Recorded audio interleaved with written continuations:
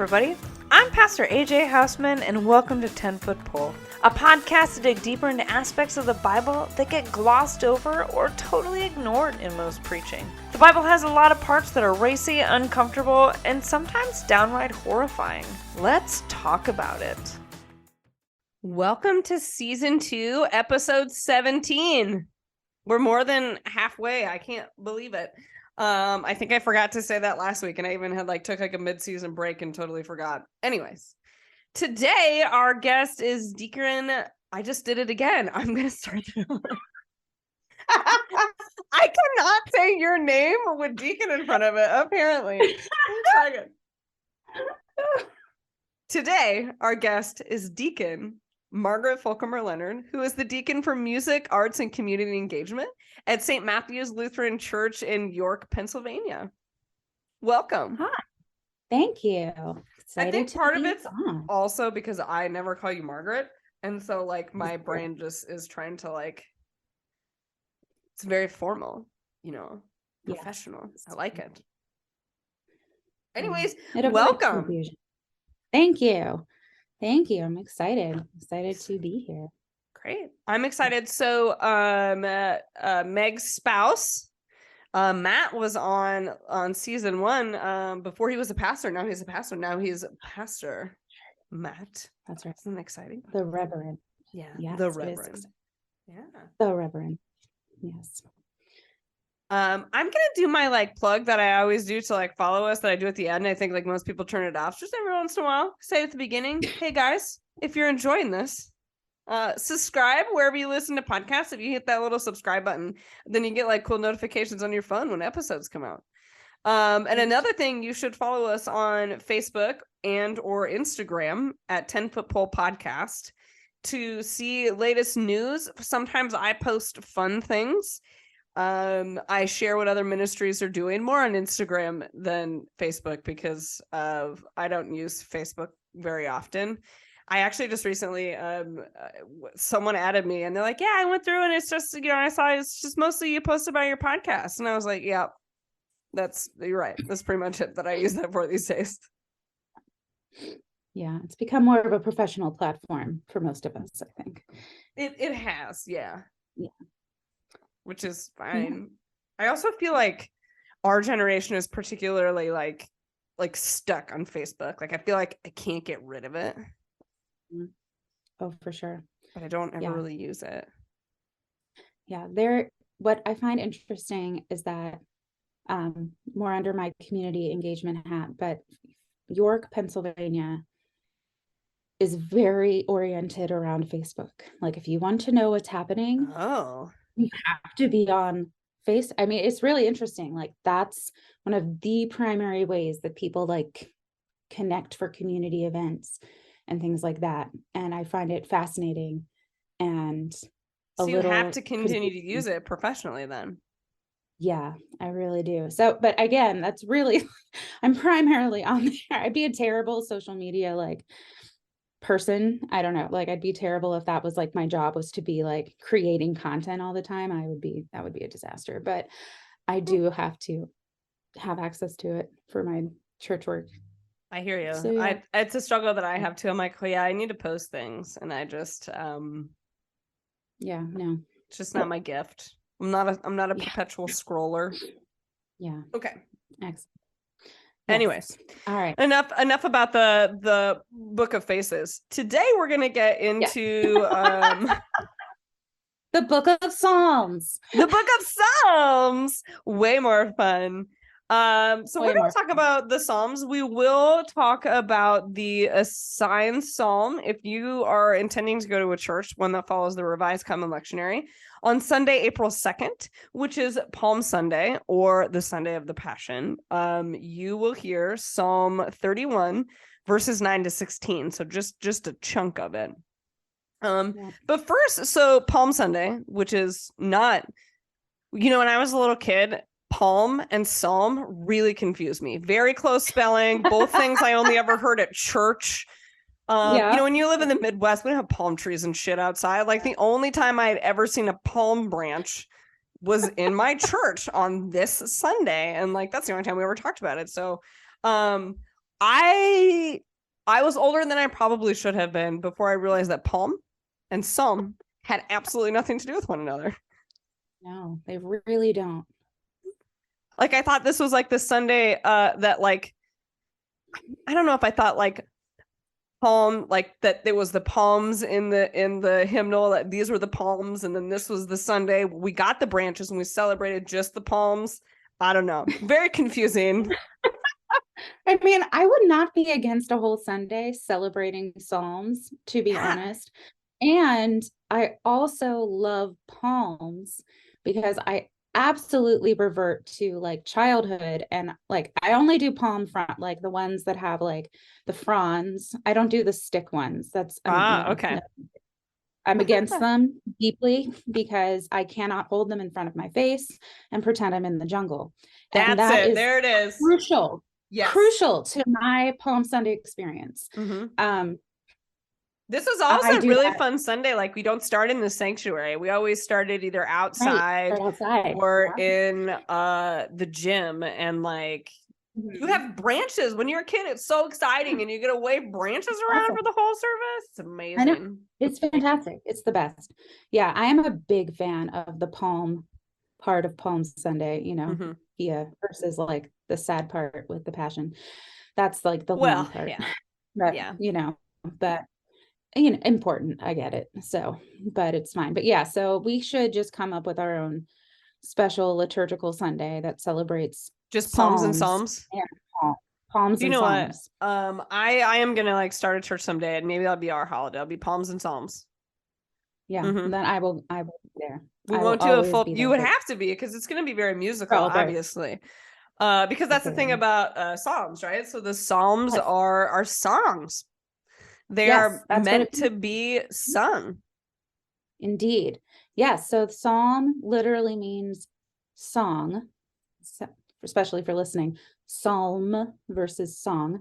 But that's what it means. Yeah. So they are the hymn book of the Bible, of the faith, and were the only things sung, in fact, for centuries and centuries. So and they were historically, so the Psalms have, many of them at the beginning have what we often call a superscription or a title, usually dedicated to someone, the songmaster. Many are dedicated to David, Asaph, a few other people. And then in this dedication, they often contain like on the lyre or something. And it indicates like what kind of instrument that this particular psalm is meant to be chanted, sung with. Yeah, absolutely. And it's, so there were all sorts of instructions like that embedded in them. Even like the Selah that you see is likely some sort of liturgical, churchy instruction for the worshipers and the leaders. But sadly, we don't really know what any of those, like we don't know what that means exactly anymore. Well, and it gets translated out. So there's a word in the Psalms, Selah, which is in a few, you'll find it in many psalms just at the end of one of the stanzas, right? And so it's a word that we don't know what it means. And so some translations will just leave it in there, right? Like you'll have this nice, beautiful psalm, and then randomly this, Hebrew word attached to it that, we really get no meaning. And then other translations will translate it out. So particularly the one that I will read today is the translation from the Evangelical Lutheran Worship, which is our worship hymnal. Copyright by Augsburg Fortress, 2006. I think I need to say that out loud if I'm going to read it. Anyways, that particular version was translated specifically for public worship in the Lutheran Church, and it's meant to be chanted out loud. And so that word is left out. There are no the Selahs in this version. My favorite explanation that someone has come up with, Martin Luther called it the pause for the Holy Spirit. That he said it was meant there for you to take a pause to reflect. Which is as good a reason, probably one of the best explanations I've ever heard. But I think it could mean chorus, like where all the places where we insert a refrain, that maybe that was the original, like meant where your refrains were supposed to go. Yeah, the most popular thought is that it's a break point of some kind. So that would follow with that, though, that there was something that would occur there. But yeah, I mean, of course, the Jewish faith, the Jewish worshipers have for many centuries had assigned original musical instruction and notation for the Psalms. And you'll often, even in a Jewish um, in the Jewish version of the Book of Psalms, you'll often see little markings that indicate what the notes patterns should be. Nice. So yeah, so that there is sort of that sort of thing. But of course, since we all have sort of our own versions of chanting, and then of course they've been set to any number of hymns and paraphrased and all manner of things like that. But yeah. So, and what we learned in our class on Psalms, but that is true, is that when you have, like, if you're a Lutheran and you're worshiping in a Lutheran church that uses the ELW versions, it's always interesting to go back and look at the biblical version, not just because of things that have been written out like the Salahs, but the translation has been purposefully manipulated for the purpose of corporate worship, public worship. So yes. So one of the things that this particular version does is there's a lot of spots where we may be talking about God, about the Lord. But the this ELW version kind of translates it so a lot of the spots you're talking to God. So I think it does kind of change the tone there for sure. Yeah. Certainly the grammar. Right. Yeah. So as Meg said, we took a class together on the Psalms. So a little bit of history with me and the Psalms is I didn't really care for them. Didn't really have much background. Clearly as a child, I didn't even understand the difference between these songs and the palms we waved around on Sunday once a year. And so the church that I grew up in, we never sung them. They were not sung. They were a thing that were you went back and forth. So like, part of it you'll see often the bulletin will be regular and then the next line will be bolded, and that's the one that you say out loud. And so we'd just go back and forth and we'd say them. And we didn't even do that sometimes. Like if it was going to be a super long worship service, my pastor would be like, just leave it out. That's an easy thing to cut out of the service to, shorten it up. We got the little bulletin inserts. So the Augsburg Fortress, the Lutheran publisher, makes these little bulletin inserts. And right above the Psalms, where the bulletin inserts that have all the readings in it, is a little, bar of music. I never knew what that was for. Right. I had never once been to a church that sang that until I visited Gettysburg Seminary. Yeah, that sounds right. I was in my mid-20s the first time I visited a church that sang the psalm, and I actually learned what those little music notes are. It's embarrassing, really. It also says a lot about churches in the state of Iowa and their relationship with the psalms. More about the Midwest approach to psalmody than anyone else. So I get to seminary, right? And I'm like, all right, fine. This is the thing. I guess we do this chanting thing. But I still don't really care very much. And then we took a Psalms class. You're a musical person. And so it made sense to me that you took it. I only took it purely because I wanted to take as many classes with Brooke Schramm as I could. And so I was like, all right, well, I guess this semester he's teaching that, I'll take it. And so I did, and it totally, I gained a whole new appreciation for this book of the Bible, and a book that we don't talk about very often, but yet all over the world, it is the book that we hear from every single week. Yeah. It's so true. I mean, it really is the forgotten reading. I mean, so like we even, when you talk about the assigned readings for a Sunday, you have the first reading, the second reading, and the gospel. The psalm is, we think the psalm doesn't even count as a reading because it's typically would be the first reading, the psalm, the second reading. So, and I think that's really that's shaped by, so you mentioned the Revised Common Lectionary, which is used especially in Lutheran churches. That's purely a product of that, right? So before the Common Lectionary, before it was revised, everybody was supposed to open with a specific psalm, which sort of the fancier, older word would be intro it. So like your introducing song was supposed to be a psalm, but they realized when they revised the Common Lectionary that in practice, no one was actually doing that. So I guess it was just being left The out Episcopalians altogether. do.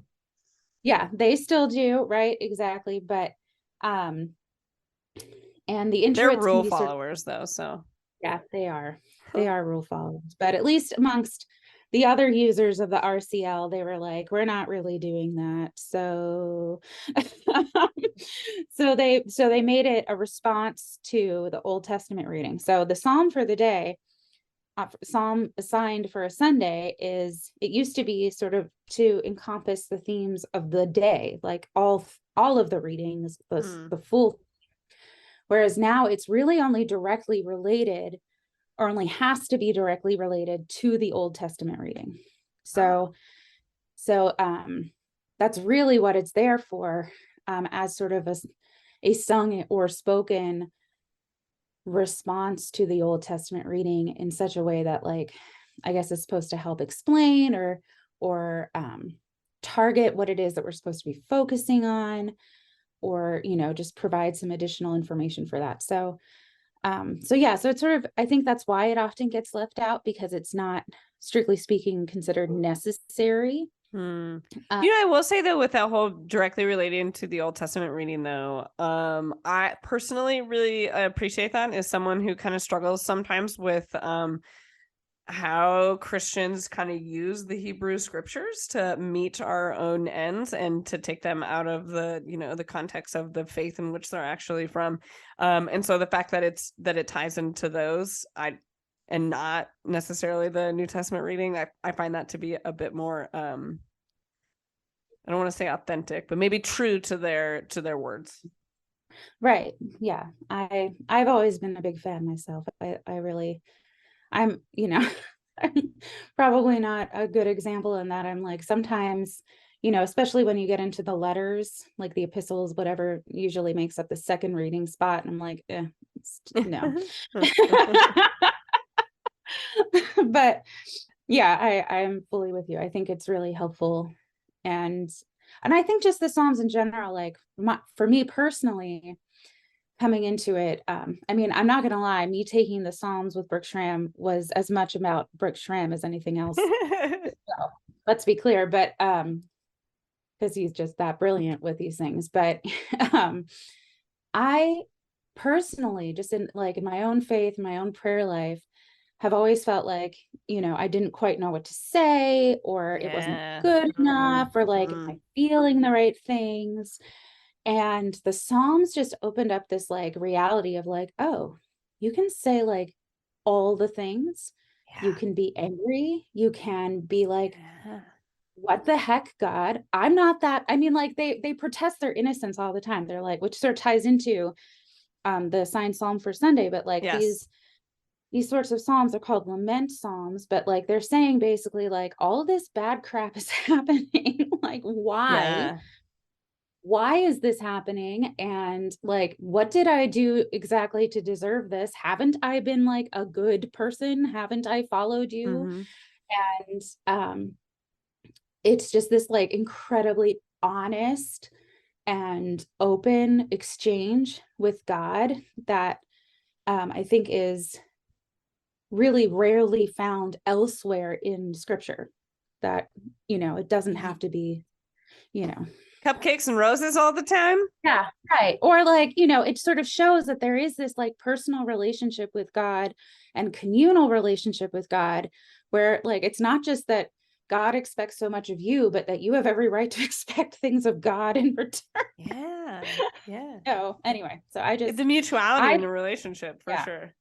I also, so a few things about the Psalms. There are so there's 5 books in the Psalms, and they're kind of divided numerically. There's a couple of differences, like much of book 1 is dedicated to David. There's a difference in the language about speaking about God. So you'll find often that capitalized Lord in all caps. That's the tetragrammaton. We've talked about that 4-letter name of God, speaking directly using God's name. And then there are other places where we just hear God, which is Elohim. So just the Hebrew word for God, but not specifically God, our God's name, if that makes sense. And there's all breadth of things that like you can and want to say. So everything, there's praise psalms, there's psalms of thanksgiving, there's lament, there's both these individual lament as well as a communal lament. There's royal psalms, really focusing on just that, like the kingliness and stuff. Like there's all of these different types of psalms, that these are all, this is music. These are all totally awesome, full ways of talking to God, of praying to God, of singing to God. And I specifically really love, like, some of them are really dark. Like, not what we're going to talk about today, but Psalm 88. If you really want to hear some dark shit, Psalm 88, right? Like that is some uncomfortably dark stuff, right? And so like that it's okay, right? Like I think to me, what's beautiful in this language of having these lament psalms is saying, hey, it's okay to be mad. It's okay to get angry. It's okay to, to complain. It's okay to lament. That all of that God can handle all of that and is in conversation with all of that. Yeah, absolutely. The makes me think like structurally too, of like how the book of Psalms is put together. Like it was very much like the Psalms were compiled over centuries. Yes. And then they were edited and put together into a book over 1 to 2 centuries. So like it was probably like probably more than that, like 10 to 12 centuries worth of prayers. Because that's the thing is too, like we're talking about psalms and prayers and music, but the book of Psalms is as much a book of hymns as it is a book of prayers. Those are their prayers. They would have been known by heart by people. So they were intended to be used in that way. And the reason they were sung is because of the sense and belief that music, and specifically intoning or singing or chanting music, chanting these words elevates it and gets it closer to God, makes it more important than just regular speech. So it wasn't just that they were like, oh, we feel like singing, so we need some things to sing. It was, we are praying, and these prayers are so important that we need to sing them so that God can fully appreciate them. Yeah. So, so the book of Psalms too, like I'm a bit scattered, so I'm sorry, but like we talk about this like lament and how like there's really dark stuff, but the biggest thing about it is that the lament side and the praise side, the lament side, the thanksgiving side are intrinsically linked. Like they cannot exist without one another. So almost every lament psalm, like the one we're looking at for this Sunday, is sort of unique in how much it brings it up. But usually the lament psalm, like you're only going to God because you have faith that God will listen and help. Yeah. So in Psalm 88, like just, it may be all like it's unusual because it's so dark, but it's still going to God. Yeah. Like, so there's still that basic level of trust and faith that there is some point, like you haven't completely given up hope. You're not completely in despair, but that there is this hope. And most of the Psalms say, like, look at all these times you've helped me before. I believe that you will help me again. And that's where that all comes. So there's been times of thanksgiving and praise because there were times of lament. And in this time of lament, they just all go together. They don't exist separately. So yeah. And so like you said, so the lament psalm it has this particular format. So it's interesting about having this lament psalm that we're about to talk with, which, so a good chunk of the psalm, I believe 2/3 of it is lament psalms. That's what the ratio is. It's pretty high, but we rarely actually have them use them as a part of worship. So the ones that we use in worship, we really like to focus on praise. I don't know what that's about, but in worship, we have a tendency to focus on praise and thanksgiving psalms, even though a majority of the psalms, more than half do fit into this lament category. But we do have them strategically on certain Sundays throughout the year. This Sunday of the Passion being one of them. We have this lament psalm. So lament psalms have a few different parts. They all kind of fit a typical format where they start with an invocation where we are invoking sort of the name of God. We're making it clear who we're talking to. Okay, got check. We're talking to God. And then we have a complaint. This is what has been done to me. This as Meg has mentioned, this protestation of innocence that listen, I haven't done anything and these people are coming after me. I have done nothing but follow your rule. It is not my fault. And then we have a petition where we're talking to God and say, God, I would like you to fix this.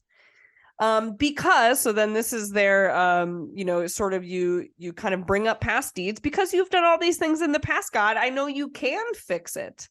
And then it always ends with a praise because you are so great.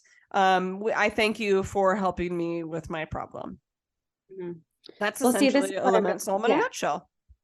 Right. Yeah. So lament psalms and thanksgiving psalms are often very similar, which seems like it's a thing. But what I actually love about the lament psalm is that generally it ends with not just this praise, but if you help me, I will praise you. Yeah. It's a conditional praise, or if you let me completely, if you let me die, either metaphorically or literally, in many of these cases, literally, I cannot praise you. If I'm dead, I can't praise you. So you want to be praised and I want to praise you. Right. So you should help me. Yeah. Yeah. So I just find that so great.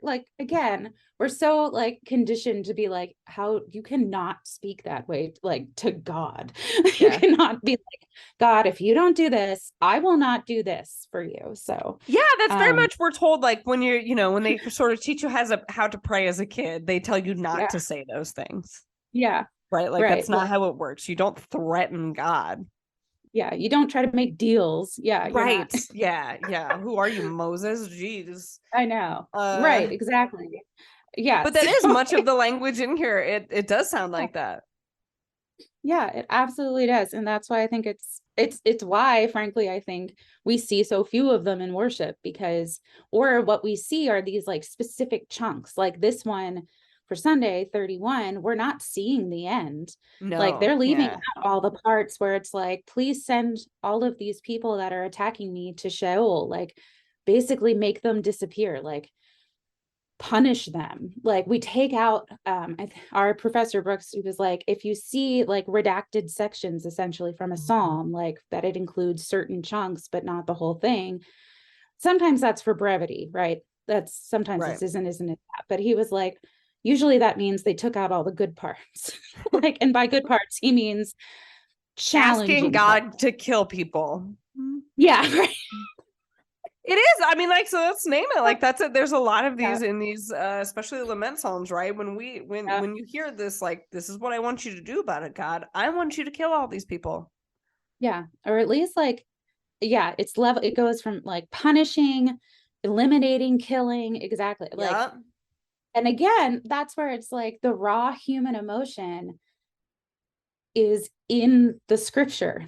You're not saying that's not allowed. It's in the canonized holy scripture for the Jewish and Christian faith. So the idea that it's unacceptable to have those feelings is opposite of what scripture shows us. So yeah. So my spouse growing up, her mom had this rule that you weren't allowed to say swear words unless they were in a song. If it was part of the song, then it was okay because it was sort of the artist wrote that, it's part of the song, Yeah. you're gonna hear it on the radio or whatever, then that's okay. And so when she would get really mad, my spouse, at her mom, at whatever, and she wanted to swear, she would go into her room and she would blare some Alanis Morissette as loud as she could. I'm a bitch, I'm a lover. So to me, if you're looking for a good psalm sermon, you may use this. Yeah. This is kind of what this is, right? Like, you're told that you can't really speak this way to God unless it's in song form, right? Unless it's in the Psalms. Yeah. It was written that Unless way. it's in the Psalms, right? and it's totally fine. Yeah. And it's totally fine. It's part of scripture. It's completely legitimate now. Yeah. Yes. So I being the type that, like, it's legitimate if it's in scripture, but therefore it's legitimate for us too. That's sort of where I take it. But not everyone would agree with me, I'm sure.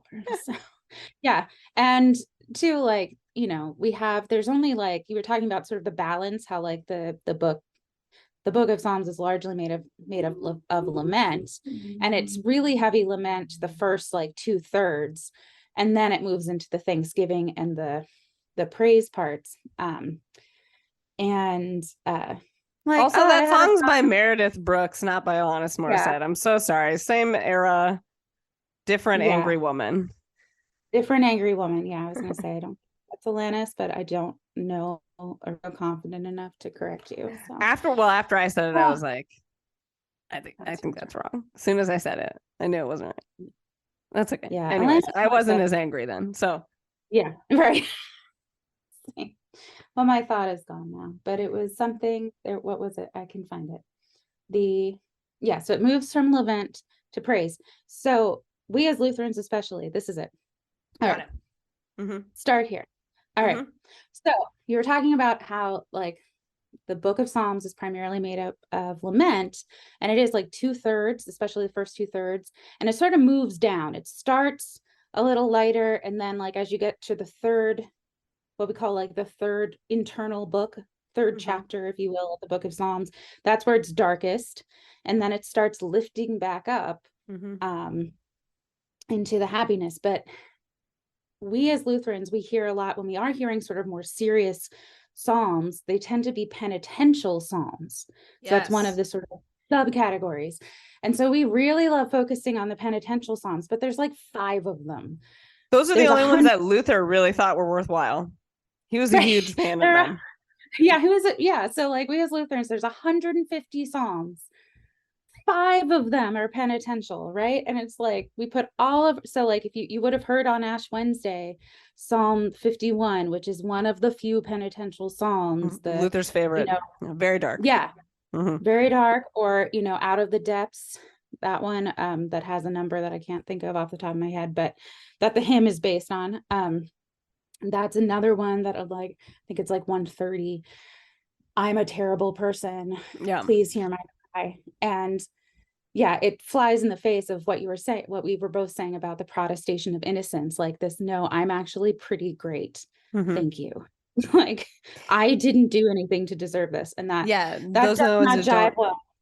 Those are the ones that don't have those, right? Like, that's why Luther, so Martin Luther actually had some pretty, I don't know. I feel like Martin Luther actually definitely had some interesting, maybe, depression issues, and just about how his theology kind of functions. It's very dark. Like, I'm the worst. I am, lower than the scum of the earth, and it is only through Jesus that I am saved. There's nothing that I can do to possibly be any better than how terrible of a person that I am. So this is why we need Jesus. That's essentially Martin Luther's theology right there, which is really why he really likes his penitential psalms, because that's what it is. There's it's like, I'm bad, only you are good and can do anything about it. He was I mean, well, and we've sort of been told always that, like, we have to do confession, like we have to go via confession, forgiveness, to be made clean, to like be able to be semi-okay. And so it really, like, there is a reason, and but it's not just Lutherans. Like, the Revised Common Lectionary applies to many denominations, and they all struggle with lament psalms. They all struggle to utilize them. So I don't know what their excuse is. We have a very legitimate excuse, Lutheran. So Well, I'll I don't say, know. let's talk about when you say here that like we focus on confession. I just want to, like, in case some listeners are like, wait, I didn't think Lutherans did that. We have a different way. We don't Lutherans don't believe necessarily that you can. There is a right for individual confession, but that's not a thing. We don't, like, you don't have to go to sit in a little booth with a priest before you can take communion. That's not how what Meg's talking about here. What Lutherans believe is so we start every worship service with, we all say a confession together. This I have sinned against you in thought, word, and deed, and things I've done and things I've left undone. I have not loved my neighbors as ourselves. So if that sounds a little familiar, so Lutherans always start with that, of saying sort of, I lay myself out here that I am not perfect. These are, and even, the things I've done, the things I don't know that I've done or left undone, right? Like, these are the things that, just as it means to exist as a human, is innately sinful, right? And it's only through God's, that gives us forgiveness. So we believe, we say we're a confessional church, that we start with this level of confession, and then we go to the praise and thanksgiving. I don't know if this is very, very specifically Lutheran. I do know that, like, in the Episcopal Church, they sometimes do that, but not usually. That's not as normal to start that way. Yeah. So the the fancy church term for the listeners is corporate confession. So you'll hear that, like, corporate worship, corporate confession has nothing to do with businesses or any of those things. It just means group, communal, community. Like, we are as one body doing this together, as opposed to, like, doing it individually, like you were saying. And we've talked about that too with sin before too, is sort of because that goes to our focus of understanding sort of humanity and the role of sin, that it's not so much about individual sin, that, like, if you were the most perfect person you could possibly be, you're still a part of, certain structures and things like that cause and permeate sin and hurt the earth and hurt other people, just purely by, living in a human society, right? So, like, when we talk about also this corporate confession of group, we're focusing on the sin of humanity as a whole, and not just like you as an individual person, that we collectively as a group of humans sin.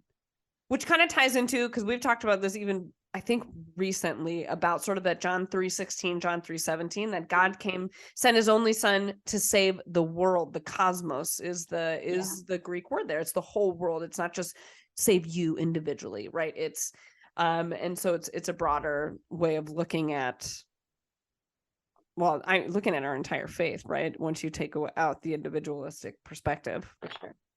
For sure. Yeah. Confession and forgiveness is not a required part of Lutheran worship. It is, but you would think it is, because of the way. And that, again, it has to go back. I mean, I feel like we're such Lutherans that we're talking about Psalms and paying a lot of attention to the confession part, right? But we just can't help ourselves. But it is that situation of, like, Luther it was so important and integral to him. He almost made it a sacrament. He came really close to making, and so the only sacraments we as Lutherans have is baptism and communion. So, like, these are the means of receiving grace, the means of coming into direct contact with God's grace. And so confession almost made the list. It didn't, at the end, it didn't. But it doesn't fit the qualifications of what what he believes the sacrament is. He just thinks it's that important. Exactly. He's like, okay, I get it. He just thinks it's that important. It doesn't count, but but I highly recommend. It's like got a little asterisk next to it, but yeah, so it's totally fine if you go to church and you do, like, a Thanksgiving for baptism or something, like, God won't strike you down. Luther won't come back from the dead and haunt you for not doing confession. So he'll consider it, but he won't do it. Oh my gosh. How will you use this psalm on Sunday, especially a particular Sunday that has so much? Her face is like, we're gonna read 10,000 other things. And even as I sit here, I know, it's so terrible. I feel like I was like, oh yeah, we should look at that. We have such, you would be shocked, honestly, like knowing my love of Psalms and my love of having them sung at all times and all of that. Like, I mean, granted, COVID put the kibosh on all the singing for a while, so we've been like reintegrating, but yeah, we have time constraint issues that also hurt my little worship heart. But that means that this Sunday, and actually a number of the previous Sundays, we have not done anything but the 20-minute long gospel readings. So, however, I feel like there's a small victory in that. This is again, this is why I'm not a pastor, I'm a deacon, but there's no sermon this Sunday. And I'm like, good, we didn't need it. I don't think that you're not alone. I even think a lot of pastors are like, listen, if we're going to do the full passion, we're not doing a sermon. Yeah. It's just, it's too much. No one wants to hear it. It's going to be a long week. If you want everyone to come to church for the rest of the week, you gotta calm it just a little bit, dial it back a little. Yeah, right. Exactly. So so we're not using the Psalm this Sunday, but we're also not using the Old Testament reading or the second reading, the epistle reading. So, well, good thing we're talking about it then, because I feel like there's a lot of people that are only going to hear a lot of gospel this weekend. And so, we're going to break it up with the Psalm here. Because the rest of y'all, you're going to hear a lot of Matthew. Good stuff, all good things, but a lot of Matthew. Oh, so much. Yeah. So today we're going to, yeah, that's okay. I am slowly starting to think that Matthew is my favorite gospel. Fascinating. I know. If you would have asked me in seminary, it was always Luke. Mm-hmm. Yeah. I find John exceptionally hard to preach from. Oh, yeah. I can't. It's too many words. Too much bread. He's a little too up in the air for me. Yeah, same. I'm a little bit more I need this more like Mark, kind of grounded down to earth sort of deal. And the way that the author of John is, they're writing for a very specific audience of like people who are way smarter than I am, is how I feel. Anyways. Same. Let's dig. Yeah. Let's share this psalm with everyone then. Meg, could we be really, we're not going to sing it. I don't have it in me on the best day, and today is not that. Really okay. Yeah. But can we read it responsively, the way that the good Lutherans taught us? That's right. The way the Lord intended. I will do odd verses. Would you please do the even? And so we're just going to do Psalm 31. We're going to do verses 9 to 16. So what you'll hear in this chunk of it is mostly the complaint part of it, and the petition, where you'll hear the direct language, rescue me. This is the petition. This is what the psalmist is asking of God. We missed the part where we did the invocation and stuff, and we'll miss the Thanksgiving at the end. But we'll hear the complaint and the petition. You ready? I'm ready. All right. Have mercy on me, O Lord, for I am in trouble. My eye is consumed with sorrow, and also my throat and my belly. For my life is wasted with grief, and my years with sighing. My strength fails me because of affliction, and my bones are consumed. I am the scorn of all my enemies, a disgrace to my neighbors, a dismay to my acquaintances. When they see me in the street, they avoid me. Like the dead, I am forgotten out of mind. I am as useless as a broken pot. For I have heard the whispering of the crowd. Fear is all around. They put their heads together against me. They plot to take my life. But as for me, I have trusted in you, O Lord. I have said, you are my God. My times are in your hand.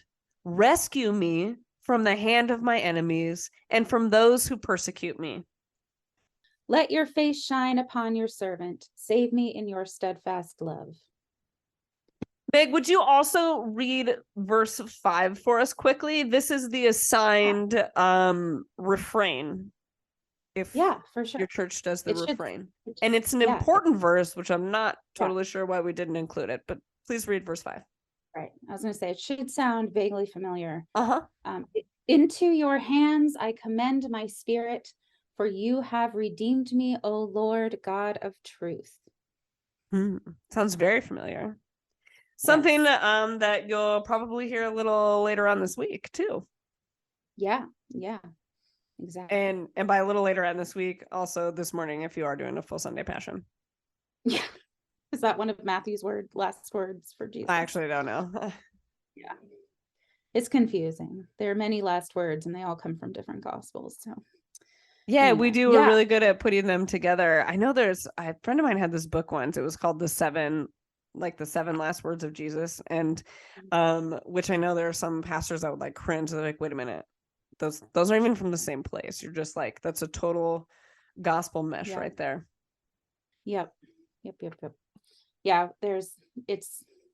anyway. Well, that's a subject for a different day.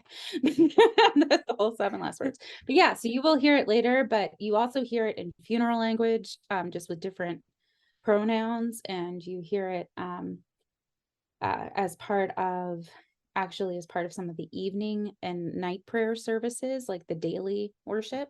Yeah. So yeah, now you know where it comes from. It comes from Psalm 1. So yeah.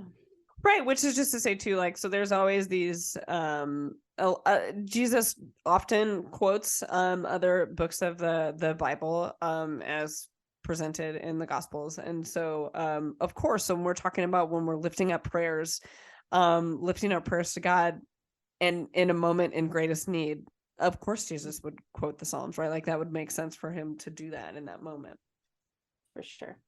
Yeah, and you'll hear the psalm that you probably will hear in its entirety on Thursday night is Psalm 42, right? Yeah, okay. Psalm 42. And Jesus quotes that one as well. He quotes the first line of that in one of the Gospels as well. So so that's one of those things that there actually is really interesting. That psalm is in itself a very interesting one, a very interesting type of lament psalm. So yes, this week is chock full of lament. Yes. It's the week for it, right? So this is we call it Holy Week for a reason. There's some hard stuff that happens. But so to say that too, like I hope that as you go through this week especially, but definitely on other Sundays, that the listeners can really start to hear, pay maybe instead of just like mindlessly chanting these like we normally do, but pay attention to the words and maybe how it relates to what's happening in the theme of the day, right? So as we hear the Passion and we hear these words, rescue me, right? I hear the whispering of the crowd. Fear is all around me. Put that in context of the Passion lesson that you're listening to today, right? They put their heads together against me. They plot to take my life. Yeah. I realize the listeners can't see my facial expression. Sort of like, So the Psalms are meant to tell they're to tell this entire story of God's people within these songs, right? And so as we hear and think about our story as Christians and the story of Jesus, especially the one that's going to be told this Sunday and told again and again on Thursday, Friday, and then Sunday again, you can hear the language in there, right? Like this is you hear it happening, right? And you hear this, in this, they're coming after me, but I have trusted in you. I've said you are my God, here's our petition. Rescue me from the hands of my enemies, from those that persecute me. Yeah. So the thing that I find interesting, when I was looking through the Psalm, refreshing my mind on all things and reading it in its entirety, you especially notice this, it doesn't follow in the same way the usual pattern of a lament. Not in that it does start with the invocation, it does have the complaint, but the sort of reference to previous times of help and sort of exclamations of like faith and all of that, the thanksgivings and stuff sort of pop up throughout the psalm. So instead of waiting to the end, you actually get it multiple times throughout, which is, I think, sort of an interesting aspect of this psalm, is that the person's sort of like yo-yoing back and forth between all the things. Like, this is really terrible, but you have helped me in the past. This is really terrible, but they sort of move back and forth quite a lot. And kind of sounds like one of those like compliment sandwiches. Yeah. Right. Yeah. How you give feedback to someone, right? The compliment sandwich. Yeah. Mm-hmm. Yeah. This is a multi-layered compliment sandwich. So yeah. And the other thing that like totally shifted, can totally shift this psalm. So I shouldn't have closed it, but there is a phrase in there where it talks about like, in my affliction, I have, here it is. For my life is wasted. It's verse 10. For my life is wasted with grief. My years of sighing. My strength fails me because of affliction, and my bones are consumed. There is in the Masoretic, so in the a Hebrew text, it's the word is different. So this is what happens when you're getting everything from scribes, people handwriting it down. Yeah. So in all of the scriptures that sort of came through to the Christian faith, it says affliction. Like that's what it says in Hebrew, is affliction. But in the what are called the Masoretic texts, which just means that a group of Jewish priests called the Masoretes put it together. It says, because of my crime, my strength fails me, which I find fascinating. Like that, this whole idea of like, so it's interesting because usually, again, you would never have this admittance of guilt.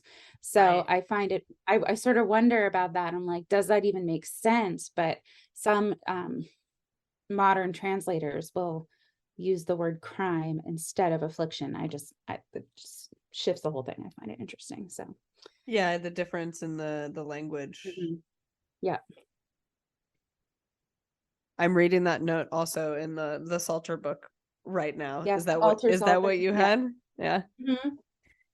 A good translation of the Psalms. It's called the Book of Psalms. But I always do this a lot. I'm like, and look at here in the camera that you can't see. It's a translation with a commentary by Robert Alter, who is a Jewish Hebrew scholar. He actually did the entire. I do have the copy of the entire. I can show Hebrew you that scriptures. Ooh, I know, they're so pretty. Show it on our camera. Yeah. Mine's up here in the corner. There's no point in moving the camera. Yeah. They're really good notes. So it's an interesting translation to really his will follow the Hebrew like that. And so when it says like my crime versus my affliction, it's a slightly different variation of the verb in the different translations, right? And so like affliction is sort of being done to you, whereas a crime is something that I have done. And it changes the meaning quite a lot, right? And it takes away that sort of protestation of innocence, right? Like, oh wait, did I actually do something? Did it not? Yeah. Is this a secret penitential psalm that we didn't know about before? Maybe. I don't know. Could be. Well, I don't know. So I actually wonder, so like this maybe, semantics parsing out, but I wonder like from a perspective, are there some, could it be self-blame, right? Like sort of like, when we think that we have affliction, right? Is it sort of like, does it feel like I did something to deserve it, right? That like, this is that sort of self-blame, I wonder. Yeah, which again is a little bit unusual. I mean, it makes this a slightly more unusual psalm in its genre, in its style. So that there is this possibility, because again, it normally it would be like, I am the affliction is happening to me. The crime is happening to me. I am not the one doing it. So yeah, it's just kind of an interesting one. So I definitely, for listeners, I would recommend pulling out whatever version you can just, if you have a hymnal, read the whole thing out of the hymnal or out of your Bible. It's definitely worth looking at the whole thing in context. And I think that's a great idea in general, when you see a psalm, and is to sort of go in and sort of get a deeper look at like what wasn't included, what's the larger context. Like for this one, it strikes me more as like a brevity issue, well, and maybe they didn't want the whole part where it's like, send them to Sheol, which is like the pit, send them to the place where there is no God. Maybe they thought people would feel awkward about that, but regardless, it's definitely worth checking out. So yeah, maybe they also were just like, listen, they're probably not going to hear this anyways, so so why bother? Yeah. Why bother? It's yeah, the Isaiah is not very long that comes before this, that this references, and the Isaiah but I do think it actually, like, that part of the psalm goes against what the Isaiah reading is. And I know I'm pulling something separate from the psalm, but the Isaiah reading is very famous. It's one where it's like, I turned my cheek when like they pulled out my beard, I did nothing. It's very like pacifist, like I have been abused and I did nothing in return. I allowed it to happen. And then you have like this chunk of this psalm that's like, punish them. So doesn't quite fit that idea as well, but it's fine.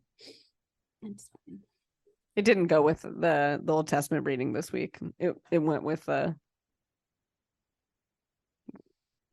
you said before it's supposed to match the Old Testament reading. I was like, well, it didn't this week. This week they went with the long gospel reading.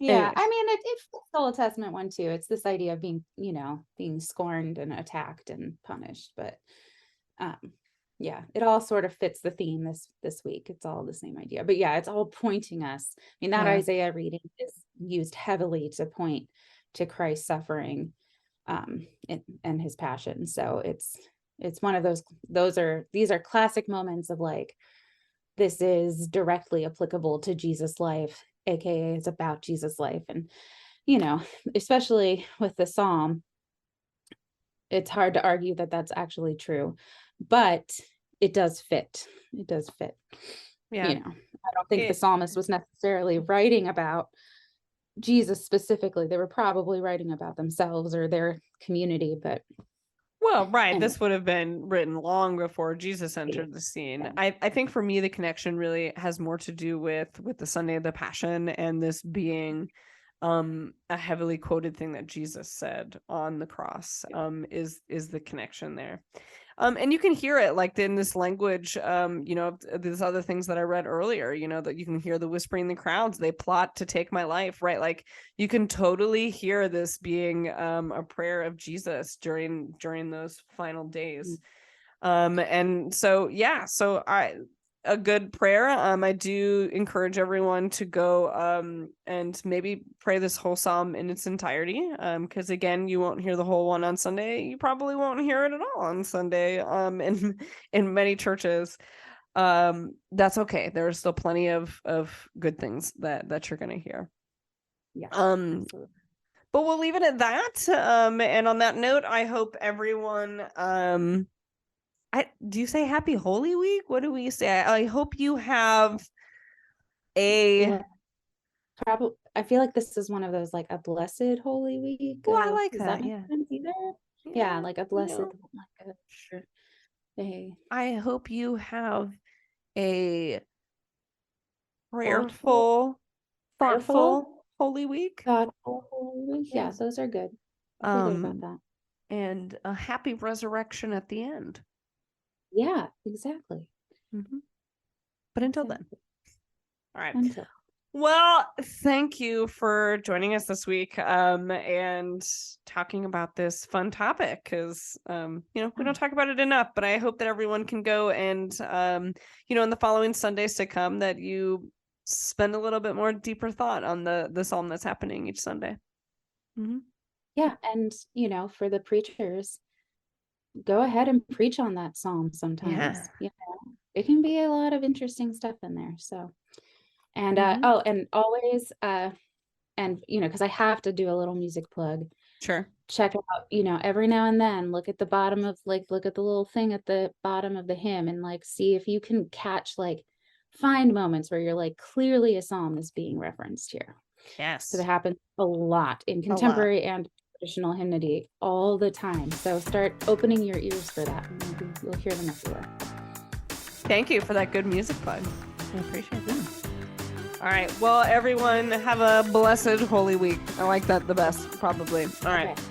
And just remember that the 10-Foot Pole podcast is a ministry of the Delaware Maryland Synod. To learn more, go to demdsynod.org. Take care.